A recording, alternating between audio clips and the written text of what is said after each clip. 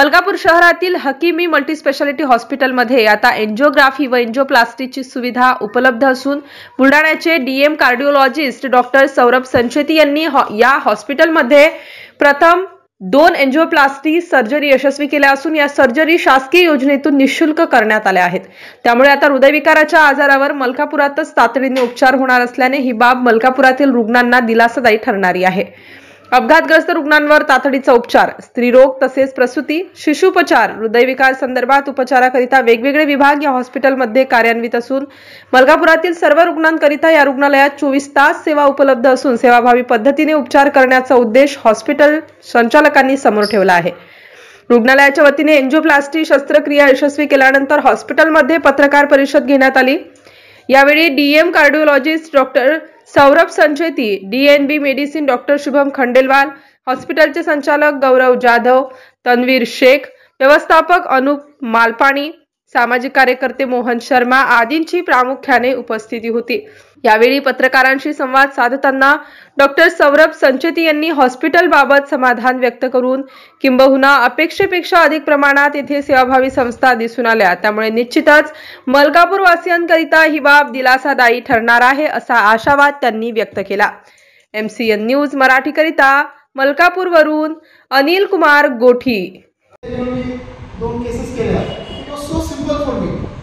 So I think सगळं बाजूला the passion of treating the patient and that intention of giving a very low cost treatment आणि in fact free of cost treatment to our patients हे खूप महत्त्वाचं आहे sir. हे सगळीकडे होत नाही। बऱ्याचशा ठिकाणी कॉर्पोरेट हॉस्पिटल्स येत आहेत, मोकट म्हणा मोठे हॉस्पिटल्स येत आहेत सगळ्या। अशा ठिकाणी हकीमी म्हणून हॉस्पिटल येणं आणि त्या हॉस्पिटलमध्ये स्टार्टिंग पासूनच जिवंत योजना सुरू करणं म्हणजे याच्या मागचा उद्देश हा खरंच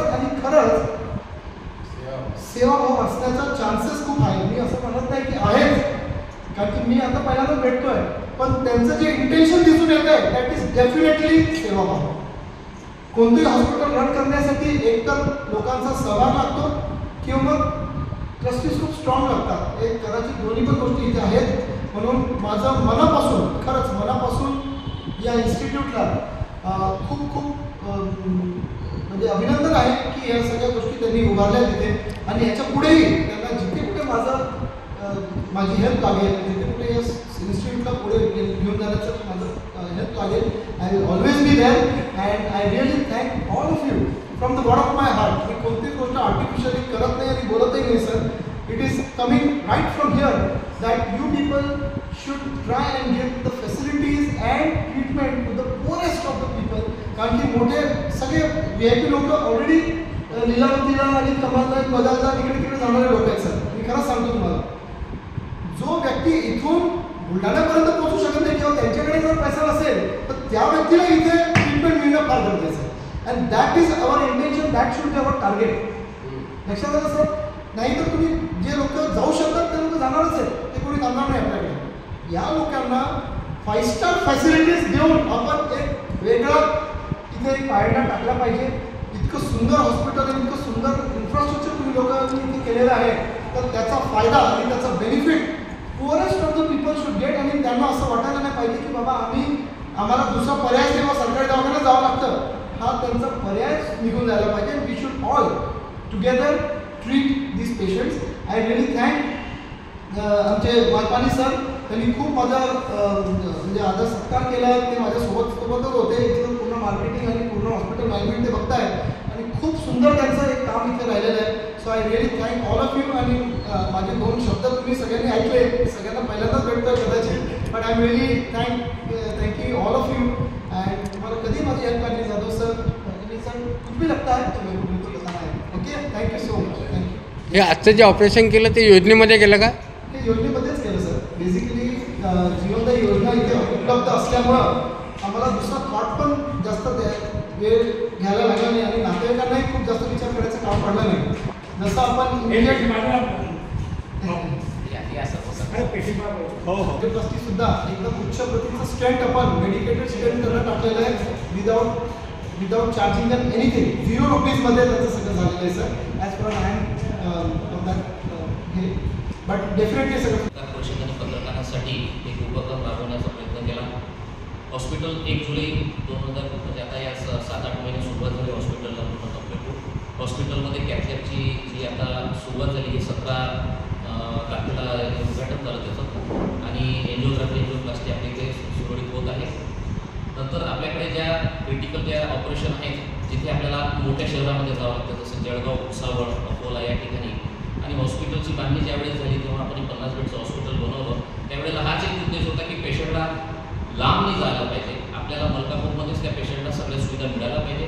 एका छताखाली सगळ्या सुविधा गरीब लोकांना मिळायला पाहिजे. त्यासाठी आपण काय केलं मुख्यमंत्री सहायता निधी आहे, महात्मा फुले जन आरोग्य योजना, MDPTY महात्मा फुले जन आरोग्य योजना या सगळ्या योजना आपल्या हॉस्पिटलला आपण राबू केलेल्या आहेत. नंतर आज प्लास्टिकसाठी आपल्याकडे डॉक्टर सौरभ संचिती सर बुलढाण्याहून सरांचं 100 बेडचं हॉस्पिटल बुलढाण्याला आहे.